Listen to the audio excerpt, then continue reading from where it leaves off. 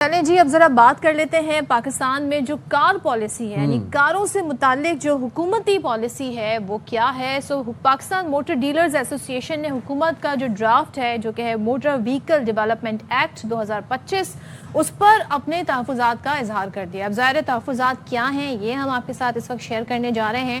اس act کو جائز stake holders کے مفادات کے خلاف قرار دے رہے ہیں۔ موٹر ڈیلرز ایسوسی ایشن اور اوورسیز پاکستانیوں کے لیے انتہائی نقصان دہ قرار دے رہے ہیں۔ وہ اس لیے کیونکہ اب دیکھیں پاکستان کے لیے جس طرح بتایا صدف نے آپ کو کہ اوورسیز پاکستانی کے لیے انتہائی نقصان دہ قرار دیا جا رہا ہے۔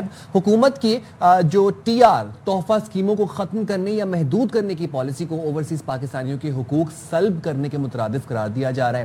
اب ایسوسی ایشن کے مطابق مقامی اسمبلرز نے 35 سال قبل 100% لوکلائزیشن اور مقامی گاڑیوں کی تیاریوں کا وعدہ کیا جو اب تک پورا نہ ہو سکا، اور آپ یہ دیکھیں کہ اسی وجہ سے پاکستانی صارفین کو مہنگی اور غیر معیاری گاڑیاں خریدنا پڑ رہی ہیں۔ انہوں نے مطالبہ یہ کیا کہ اب حقیقی سٹیک ہولڈرز کو پالیسی مشاورت میں شامل کیا جائے تاکہ کاروباری مسائل پیدا نہ ہوں۔ چلیں تو اس پر بات ہی کر لیتے ہیں۔ ظاہر ہے اب کیا ایکچولی ڈیٹیل میں مطالبات ہیں، کیا کیا جانا چاہیے، اور یہ ڈرافٹ ہے کیا بیسکلی بتا کیا رہا ہے ہمیں۔ چیئرمین آل پاکستان موٹر ڈیلرز ایسوسی ایشن HM شہزاد نے ہمیں جوائن کیا ہے، جو اس ایکٹ کے حوالے سے انہوں نے وزیر اعظم کو ایک خط بھی لکھا ہے۔ ان کے خط میں کیا ہے یہ بھی جانیں گے۔ ہمارے ساتھ اسٹوڈیوز میں موجود ہیں۔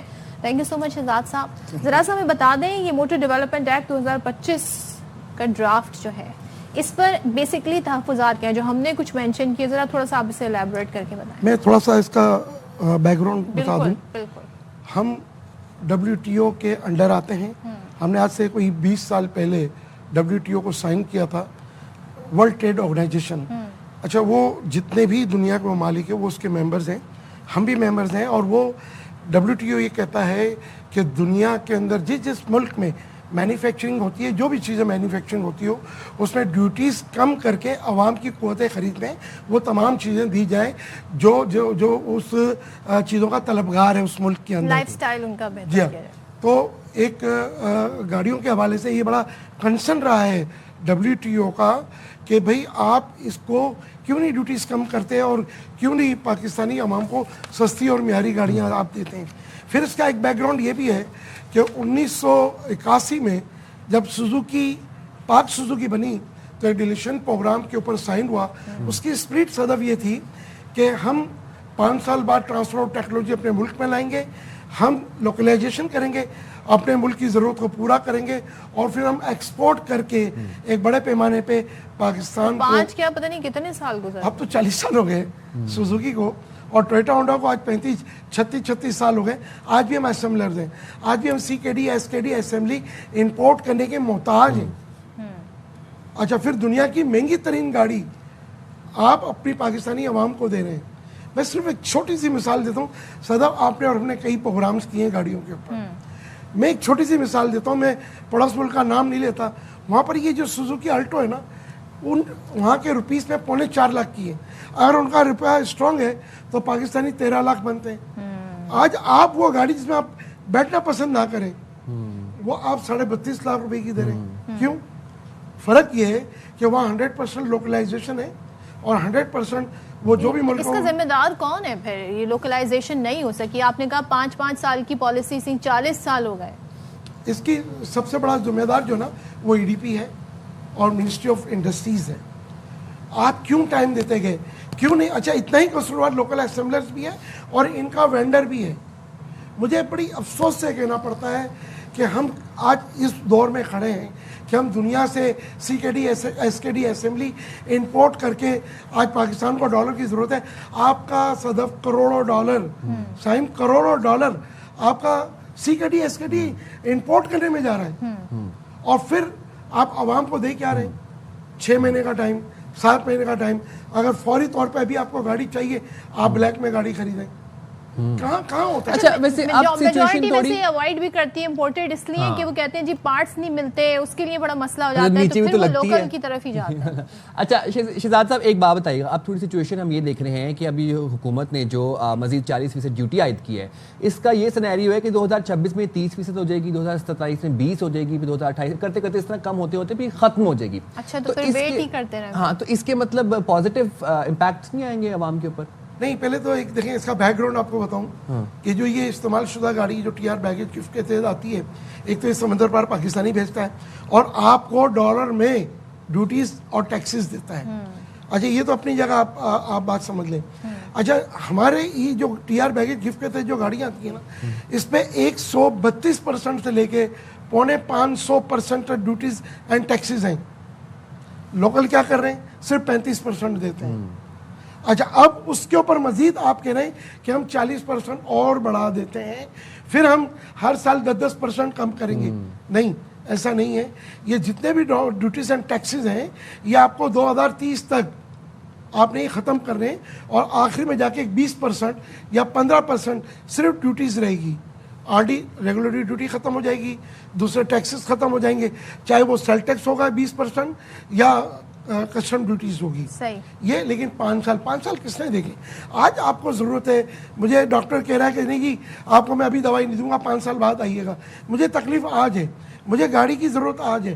آپ دیکھیں نا ایک چھوٹی فیملی جس کے 2-3 بچے ہیں، میاں بیوی ہیں، آج وہ ہمارے ملک کی گاڑی لینے سے جو ہے وہ اگر 5 سال پرانی گاڑی آئے گی تو یہ ہم پھر نہ سمجھے کہ یہاں جنک یارڈ بن جائے گا. وہ کتنا اس کی مائلیج کتنا ہوگا، کتنا چلی ہوئی گاڑی ہوگی وہ. دیکھیں ایک تو آپ بات یہ سمجھ لیں کہ جاپان کی جو ڈومیسٹک گاڑی ہے دنیا کی نمبر 1 ایک گاڑی ہوتی ہے. جاپان اپنی عوام کو جو گاڑی دیتا ہے وہ شاید ایکسپورٹ بھی نہیں کرتا اور یہ ڈومیسٹک گاڑی ہی آتی ہے.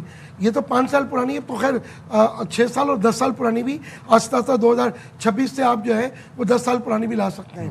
تو ایک تو یہ آپ کو میں بتا دوں، جب وہ ایکسپورٹ سرٹیفکیٹ ایشو کرتا ہے اس کا مطلب ہے کہ وہ 100% engine wise, body wise, suspension wise, petrol average wise, break wise لاجواب گاڑی ہے.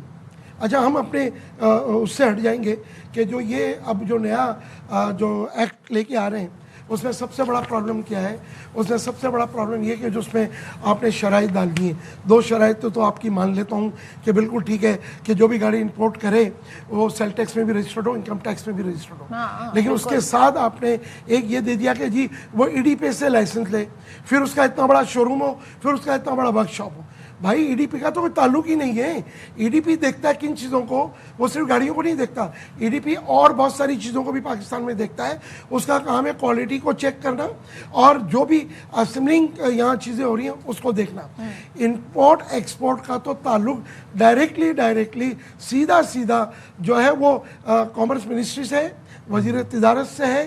ہم یہ چاہتے ہیں، ہم نے وزیر اعظم سے بھی اپیل کی ہے، اپنا فائنانس منسٹر سے بھی اپیل کی ہے کہ جناب اس کے اندر ہمیں کامرس منسٹر کے ساتھ بٹھایا جائے. عوام کو سستی معیاری گاڑی دینا چاہتے ہیں اور آپ کو ایک بہت بڑا ریونیو چاہتے ہیں. اور دوسرا لاکھوں لوگ اس کاروبار سے وابستہ ہیں جو 35 40 50 سال سے. کیا ہے پھر آپ کی؟ دیکھیں ہم نے کیا کہا ہے کہ آپ ڈائریکٹلی ہمیں انوالو کر کے کامرس منسٹری سامنے بیٹھے ہمارے اور ہمارے ساتھ یہ طے کر لیں کہ یہ گاڑیاں آئیں گی تو کس طرح آئیں گی. دوسرا یہ 40% ڈیوٹی لگانے کا مقصد یہ ہے کہ آپ چاہتے ہیں کہ یہ گاڑیاں نہ آئیں. اچھا جو شرائط آپ نے ڈالی ہیں اس پر من و من جو فائدہ پہنچے گا وہ لوکل اسمبلر کو پہنچے گا یا ان کے آتھرائز ڈیلر کو پہنچے گا. ان کے پاس شو روم بھی ہے، ان کے پاس ورک شاپ بھی ہے، ان کے پاس ای ڈی پی کا آلریڈی لائسنس موجود ہے اور انکم ٹیکس اور سیل ٹیکس میں رجسٹر. سر اس رکاوٹیں تو مطلب ختم یہ ہے کہ گاڑی تو امپورٹ ہوگی اور عوام تو بیسیکلی عوام کو تو ریلیف چاہیے نا. آپ کہنا چھوٹے شو روم والے متاثر ہوں گے لیکن عوام کو تو سستی گاڑی ملے گی. مجھے آپ کو ان کو سستی گاڑی ملے گی جو کہ ہمارے لیے ریلیف ہے. نہیں نہ ملنے کی وجہ کیا ہے کہ ایک طرف وہ جو ہے اپنی گاڑی سی کے ڈی ایس کے ڈی اسمبلڈ بھی کر رہا ہوگا اور دوسری طرف وہ یوز گاڑیاں بھی منگا رہا ہوگا تو وہ کبھی بھی بہت بڑا فرق نہیں رکھے گا. اچھا ڈائریکٹلی جو ہم لوگ ہیں وہ ہم ان کو کمپٹیشن دے سکتے ہیں، ایک صحت مند کمپٹیشن دے کے عوام کو سستی گاڑی ملے، معیاری گاڑی ملے. اچھا ایک چیز مجھے بتائیں، 2026 سے ہم یہ دیکھ رہے ہیں کہ جو کچھ پلانٹ گاڑیوں کے لگیں گے پاکستان میں، انٹرنیشنلی جو کافی الیکٹرانک فیمس گاڑیاں ہیں ان کے لگیں گے، چارجنگ پوائنٹس بھی لگیں گے. تو اس سے صورتحال بہتر نہیں ہونے جا رہی آپ کے خیال میں؟ کوئی بھی گاڑی پاکستان میں جب تک سستی معیاری اور عوام کی قوت خرید میں نہیں آئے گی، جب تک ملک میں لوکلائزیشن نہ ہو. میں ای وی کے میں چاہتا ہوں ای وی پاکستان میں آئے کیونکہ آپ کا پیٹرول بچے گا ای وی سے. لیکن کیا ہمارے پاس تمام سہولتیں موجود ہیں؟ کیا ہمارے پاس جیسے یہ تو پالیسی بتائے گی نا کہ پالیسی میں نے اس کو بھی اسٹڈی کی ہے، بہت اچھی پالیسی ہے. 3 دن پہلے ہی وزیر اعظم صاحب نے اس کا افتتاح بھی کیا اور وہ پالیسی آ بھی چکی ہے، میرے پاس موجود ہے. میں یہ چاہتا ہوں کہ جب تک دیکھیں آپ سستی معیاری گاڑی چاہتے ہیں نا تو لوکلائزیشن ہو. اب یہ بھی تمام کیا کر رہے ہیں جو بھی ای وی آلریڈی 3-4 کمپنی آ چکی ہیں جو ای وی پہ کام کر رہی ہیں, وہ بھی CKD SKD اسمبلی امپورٹ کر رہی ہے. صدف جب تک آپ کے ملک میں وہ پارٹس نہیں بنیں گے ای وی کے ہوں, ہائیبریڈ کے ہوں یا پیٹرول کے ہوں, آپ سستی گاڑی کیسے دیں گے؟ ہاں سستی گاڑی دینے کا ایک اور ہی راستہ ہے, استعمال شدہ گاڑیاں آئیں, یہ 40% آپ جو زبردستی کا ٹیکس لگا رہے ہیں اس کو ہٹائیں, جو ڈیوٹی اسٹرکچر ہے اس کو برقرار رکھیں, اس پہ جو ڈیپریشیشن مل رہا ہے اس کو برقرار رکھیں, اور جو سمندر پار پاکستانیوں کی جو اسکیم ہے وہ سمندر پار پاکستانیوں کے لیے ہونی چاہیے. آپ کو وہ اربوں ڈالر سالانہ دیتے ہیں, آپ اس کے بدلے میں ان کو دے کیا رہے ہیں؟ تو وہ اسکیم اپنی جگہ چلتی رہے. کمرشل امپورٹ ہم بیٹھے ہیں, ہم امپورٹ کرنے کے لیے تیار ہیں. آپ 40% ڈیوٹیز کو ہٹائیں, ہمیں آپ ڈائریکٹلی جو ہے وہ منسٹری آف کامرس کے انڈر ہمیں بٹھائیں. دیکھیں EDP کا تعلق بالکل بھی نہیں ہے. اس سے پہلے نواز شریف کی حکومت کے اندر EDP کو بند کر دیا گیا تھا. اچھا, یہ میں آپ کو آن ریکارڈ بتا رہا ہوں کہ مسلم لیگ نون کی حکومت میاں صاحب, میاں محمد نواز شریف صاحب وزیر اعظم صاحب تھے, انہوں نے EDP کو بند کر دیا تھا اور اس کو ضم کر دیا تھا جائے منسٹری آف انڈسٹری میں کام کریں. پھر ابھی نگراں حکومت کے اندر غور اعجاز صاحب نے ان کے لائسنس سسپینڈ کر دیے. اچھا, وہ کیوں کر دیے؟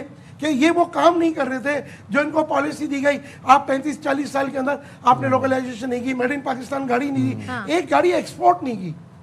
تو یہ تمام چیزیں سائے آف ریلیف یہ ہے نا عوام کے لیے. اگر ہم اس میں ساری پازیٹیو بات نکالیں تو وہ یہ ہے کہ 5 سال پرانی گاڑی آپ منگوا سکتے ہیں, آپ جاپانی گاڑی ہے یا لیفٹ رائٹ.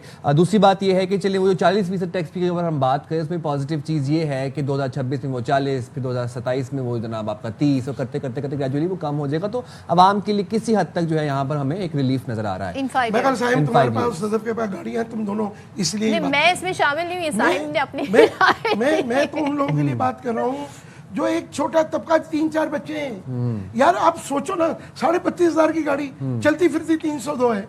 اللہ معاف کرے, اس کا ایکسیڈنٹ ہونے کے بعد اس سوزوکی کے اندر آدمی بچتا نہیں. چلیں لیٹس ہوپ کہ آپ کے خط کا جواب بھی آ جائے, مل بیٹھ کے مشاورت سے بات چیت اور معاملات طے پا جائیں, اور سب سے جو امپورٹنٹ چیز ہے وہ عوام کی بہتری کے معاملات ہو جائیں, عوام کے لیے افورڈیبل ہو جائے. اور ہمارے یہاں جب تک خود ہم گاڑیاں تیار نہیں کریں گے, پارٹس تیار نہیں کریں گے, یہاں پہ گاڑی سستی نہیں ہوگی. جب ہمارے پاس ڈیمانڈ ہے تو پروڈکشن بھی ہونی چاہیے, اور پروڈکشن ہو رہی ہے. لوکلائزیشن کچھ لیولز کے اوپر سٹارٹ ہو گئی ہے.